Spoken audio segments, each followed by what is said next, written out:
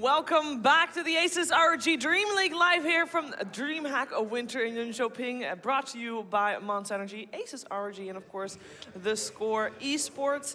We are in the middle of our first series, and it is the match between Alliance and Escape to decide which one of these two teams is going to move to the upper bracket and which one will go to the lower bracket. And so far, it's a tie. It's 1-1. Alliance was able to take game one, and then Escape came back in the second game and took that game, and unfortunately made sure that Sir Action Slacks is now the only one that actually has a 100% prediction rate, much to his happiness. It's all due to the notes, baby. We good. Anyway, that was about the 1,000,000th game Era's won on his Juggernaut. So yeah, easy to predict, but you know, I'm not a smart man. Oh, don't give yourself some more credit. Just, I'm a genius. There you go. There we go. Of course I got it right. Anyhow, what you think, Sheaves? Overall, you think Alliance has a chance here? Oh, I thought both teams looked so sloppy at the end. That's a way more than I was looking for. That's a lot. I think though, Fogged is going to talk a lot more about that. Oh, as well okay. as Annie.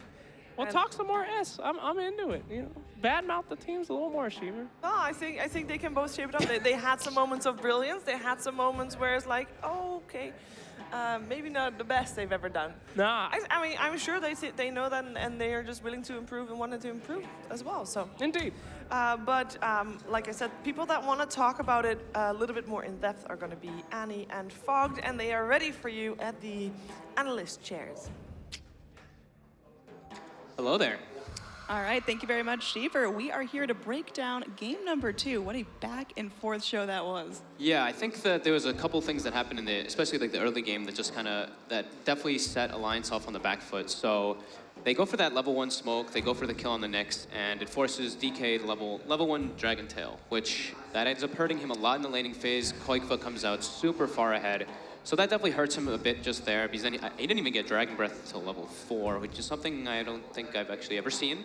You were very angry about that in the lounge. I don't think angry is the word. I think I was just like confused more would be it. But so that happened, then they moved Syndra into the bottom lane with Trixie, and that actually ended up working out so well, because not only did they pressure the Sven and hurt his farm a bit, they also gave Trixie this great start, and we saw like how much it like developed into like the mid game of how he was just really splitting them up so much. Like they weren't able to like really get their movement together, because ideally, like we mentioned with Dragon Knight, you want to group up with your mech timing, with your Dragon Knight ultimate and everything, but they just weren't able to, because Trixie kept like pulling them apart.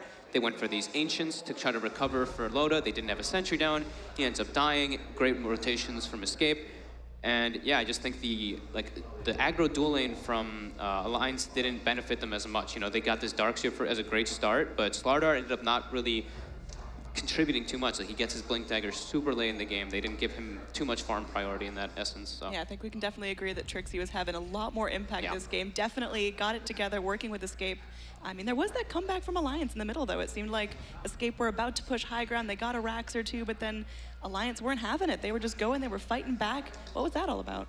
I just think that they got like overexcited a bit on Escape, and they just like have to make sure that they fight in the proper manner, rather than like everybody staying like back lines, letting the Nyx like lead, and then not like let him lead in the invis and not get just like instantly jumped and killed, and then they follow up. But this time it was like Era blinks in, gets like an Omni Slash off, Trixie gets picked off, Koikva gets picked off, and that's when, you know, we're gonna get to see that in a couple moments on the replay. But it's a couple of mistakes from Escape there, but I think overall they played a much crisper game than Alliance. Yeah, after that Alliance turnaround, it seemed like they themselves got a little bit over-ambitious. So we're going to go ahead and check out this replay here. Again, they were about 29 minutes in near the Roche Pit. You can see Alliance. They're moving up here from this high ground towards the Roche Pit, where Escape are waiting up over here on that side of the minimap.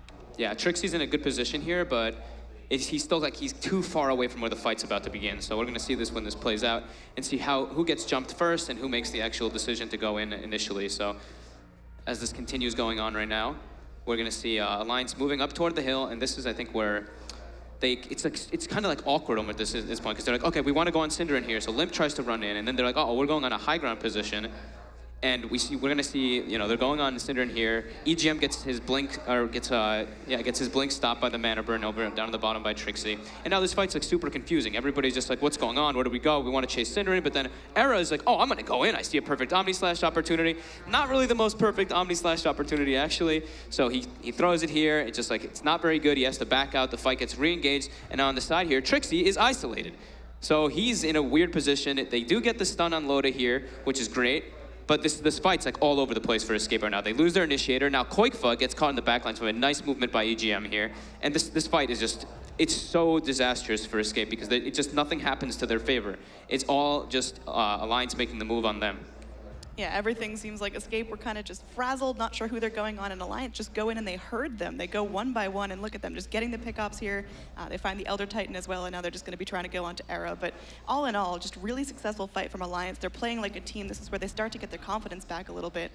Yeah, and then they move into the Roche, I'm pretty sure, right after this, and they do end up getting that. But it's, you know, it's a small gain, but it's not quite enough, you know? It's a nice little thing, but they needed that to happen earlier. They really needed to be able to group up, but I mean, Escape didn't really let them do it with Trixie's movement.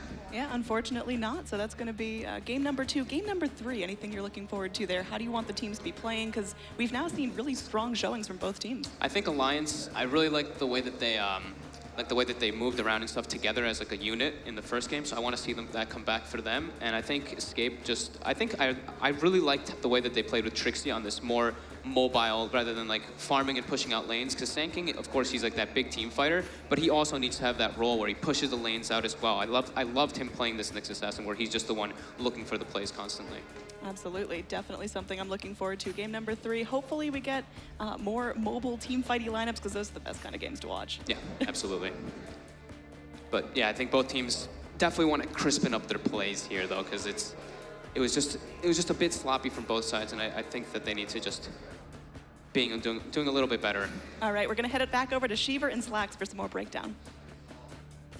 Yeah, thank you very much, Fogd and Annie, and indeed, it is Escape that is, I feel like their win was a little bit less convincing than Alliance's win against them earlier. Would you say so? I would say so. I mean, Alliance was just dominating that game, Shiva. Yeah. They came in with the gyro. They had no mercy. They could have had side gunner, for God's sakes. But I don't know. I mean, at the same time, Escape did get... Oh, sorry. I think you kind of confused a few people. No? By mentioning side gunner. No? What? Son, that was game 1. I'm saying they were going to get the side gunner. I mean, the game ended. Yeah, exactly. So I think people are a little bit confused about what side gunner actually is. Every time I talk, people are confused. This is also true. Fair enough. Okay, let's continue. Okay, we are in the draft.